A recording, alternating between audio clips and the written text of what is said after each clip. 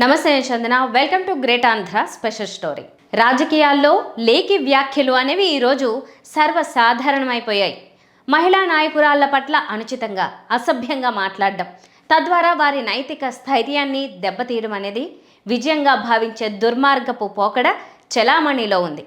నేరుగా మహిళా నాయకురాళ్లే దొరక్కపోతే గనుక నాయకుల కుటుంబాల్లోని మహిళలను ప్రస్తావిస్తూ నీచమైన వ్యాఖ్యలు చేయడం పరిపాటిగా మారింది. ఈ విషయంలో ఒక పార్టీ తప్పు చేస్తున్నదని మరో పార్టీ శుద్ధపూస అని అనుకోవడానికి కూడా వీల్లేదు.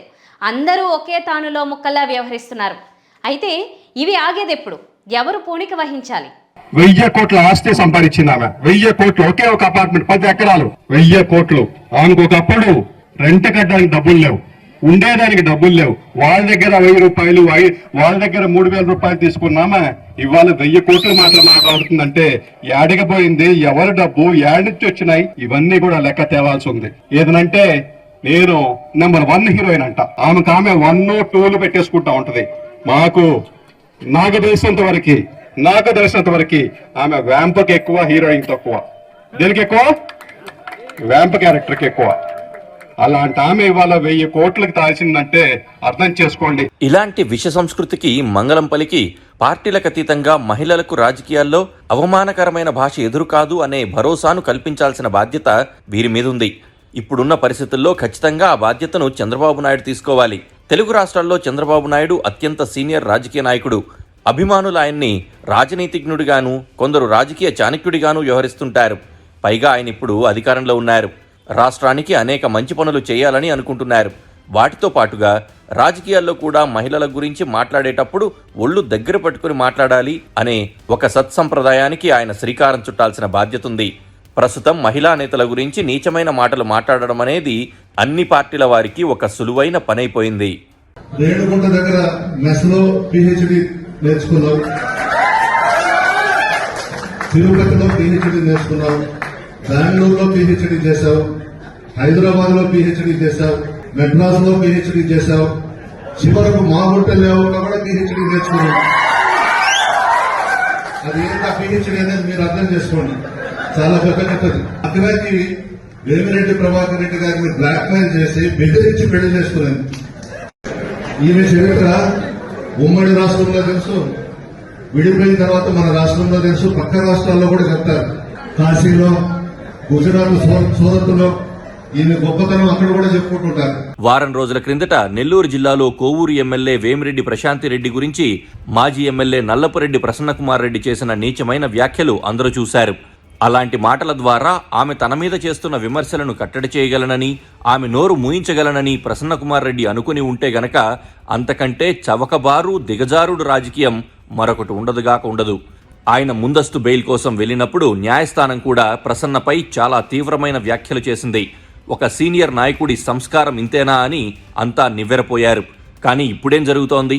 మొన్నటికి మొన్న కృష్ణా జిల్లా జెడ్పీ చైర్పర్సన్ హారిక కారును నిలదీసి తెలుగుదేశం మూకలు ప్రదర్శించిన ఆగడం సంగతేంటి? ఆమె గురించి వారు వాడిన లేఖి భాష సంగతేంటి? అలాగే నిన్నటికి నిన్న నగిరి మాజీ ఎమ్మెల్యే ఆర్కే రోజా గురించి ప్రస్తుత ఎమ్మెల్యే గాలి భానుప్రకాష్ వాడిన భాష ఏంటి? అంత నీచంగా ఒక మహిళ గురించి మాట్లాడడాన్ని, అది కూడా గౌరవప్రదమైన ఒక చట్టసభ ప్రతినిధి నోటి వెంట రావడాన్ని సభ్య సమాజం హర్షిస్తుందా, అసహించుకుంటుందా అనే విచక్షణ ఈ నాయకులకు లేదా? ప్రశాంతి రెడ్డి గురించి మాట్లాడినప్పుడు ఒక మహిళా ఎమ్మెల్యే గురించి ఇలా మాట్లాడతారా అని తెలుగుదేశం వాళ్ళు అన్నారు. హారిక గురించి మాట్లాడినప్పుడు ఒక బీసీ మహిళ గురించి ఇలా మాట్లాడతారా అని వైసీపీ వాళ్ళు అన్నారు. ఇప్పుడు రోజా గురించి కూడా మాట్లాడారు. నిజానికి ఆ మహిళా ఎమ్మెల్యేనా, బీసీనా అనే స్థాయి, కులమతాలతో ఇక్కడ సంబంధం లేదు. ప్రపంచంలో ఏ మహిళ గురించి అయినా ఇలాంటి లేఖి, అసభ్యపు మాటలు మాట్లాడే హక్కు ఎవరికి ఉంటుంది? అది నీచత్వం కదా అనేదే చర్చ. ఈ పోకడ ఎప్పటికీ ఆగుతుంది? ఏం చేస్తే దీనికి ఎండ్ కార్డు పడుతుంది అనేదే ప్రశ్న. ప్రశాంతి రెడ్డి గురించి ప్రసన్నకుమార్ రెడ్డి మాట్లాడగానే తెలుగుదేశం దళాలంతా రెచ్చిపోయాయి. దగ్గుబాటి పురంధేశ్వరి, నారా భువనేశ్వరి, పవన్ కళ్యాణ్, చంద్రబాబు, లోకేష్, నందమూరి బాలయ్య ఇలా ఎక్కడెక్కడో ఉన్న నాయకులందరూ ఆమెకు మద్దతుగా ప్రసన్నను నిందించడానికి ముందుకొచ్చారు. ఇప్పుడు రోజా గురించి గాలిభాను మాట్లాడిన లేఖి మాటల విషయంలో వారందరూ ఎందుకు స్పందించడం లేదు? తెలుగుదేశం మహిళలకు మాత్రమే ఆత్మగౌరవం ఉంటుందా అనే ప్రశ్న చాలా సందర్భాల్లో వస్తూ ఉంటుంది. జగన్ అధికారంలో ఉన్నప్పుడు కూడా ఇలాగే జరుగుతూ వచ్చింది. కానీ ఇప్పుడు చంద్రబాబు అధికారంలో ఉన్నారు గనక, ఆయన సీనియర్ మేధావి గనక ఆడవాళ్లను అవమానించే ఇలాంటి విష సంస్కృతికి తానే తెరదించాలి. ఆ ఘనత తన ఖాతాలోనే వేసుకోవాలి. రోజా గురించి గాలిభాను వ్యాఖ్యలను కూడా చంద్రబాబు ఖండించాలి. హారికపై అసభ్యంగా దూషణల దాడికి దిగిన తన సొంత పార్టీ కార్యకర్తల మీద చర్యలు తీసుకోవాలి. తెలుగుదేశం మహిళలను మాత్రమే కాదు, రాష్ట్రంలో ఏ మహిళకు చిన్న అవమానం జరిగినా తాను సమానంగా స్పందిస్తాననే భావనను చంద్రబాబు ప్రజల్లో కలిగించగలిగితే ఆయన మహానాయకుడవుతారు. అమరావతి రాజధానిని నిర్మించడం వలన తనకు చరిత్రలో చిరస్థాయిగా కీర్తి దక్కుతుందని ఆయన ఏ రకంగా భావిస్తున్నారో, అంతకు మించి ప్రస్తుత రాజకీయాల్లో ఇలాంటి విష సంస్కృతికి ఫుల్ స్టాప్ పెట్టగలిగితే భవిష్యత్ తరాలు ఆయన చిత్తశుద్ధిని ఎప్పటికీ గుర్తించుకుంటాయి. కూటమి పార్టీల నుంచి వైఎస్ఆర్ కాంగ్రెస్ పార్టీలోని ఏ మహిళకు కూడా ఎలాంటి అవమానకరమైన వ్యాఖ్యలు ఎదురు కావు అనే భరోసాను చంద్రబాబు కల్పించాలి. చంద్రబాబు సద్బుద్ధితో ఆలోచిస్తే రాజకీయాల్లో మంచి వాతావరణాన్ని సృష్టించే అవకాశం తన చేతిలో ఉన్నదని ఆయనకు అర్థమవుతుంది.